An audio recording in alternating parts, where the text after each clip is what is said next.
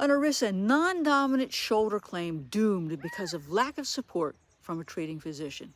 Now, shoulder injuries can result in surgery, post-surgical complications, including limited range of motion and pain. Any of that can be disabling. I've had shoulder surgery, so I understand the problems with shoulder claims. Now, what happens if the shoulder injury or condition is not in the dominant arm? How does the disability carrier go about evaluating the non-dominant shoulder condition? Now, the issue always starts with what's the standard of disability, inability to do your own occupation or any occupation. And let's talk about how that worked out in the case of Freeman versus Hartford Life and Accident. And the court there said that the carrier could consider the medical records, the opinions of their own independent medical evaluator, and a Social Security decision in coming up with their decision. And in this case, he had injured his non-dominant hand, which was his left shoulder. He underwent surgery, and post-operatively, he had pain with limited range of motion.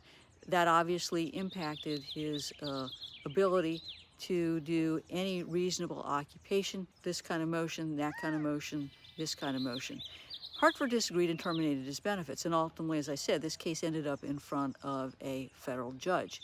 Now, what the judge did was to review the treating physician's records and opinions. And unfortunately for Freeman, his own physicians didn't support his claim, and they opined that he could perform sedentary work and that his pain was under control. Now, they also opined, the carrier, that his medications did not cause any cognitive impairment that would prevent him from, working and doing the cognitive duties of a sedentary occupation.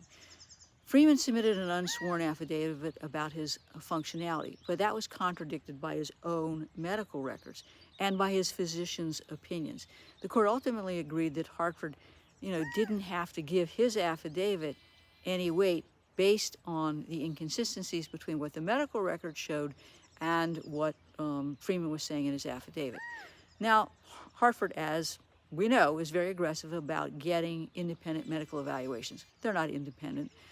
They are anything but independent. Those are for the purposes of either creating or buttressing the basis of the denial.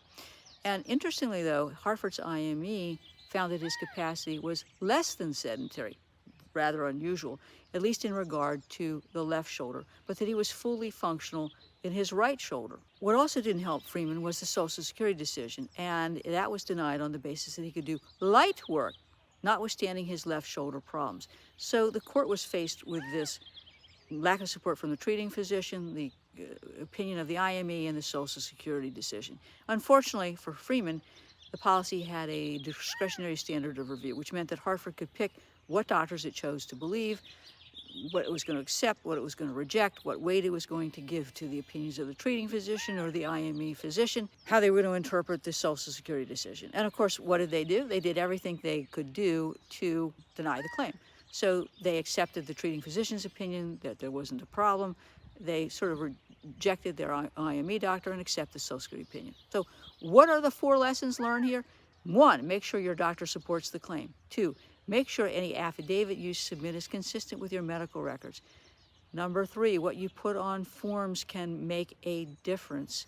And number 4, make sure that if your doctor does not support your claim, that you obtain your own independent medical evaluation, or better yet, as soon as you know your doctor doesn't support the claim, switch doctors.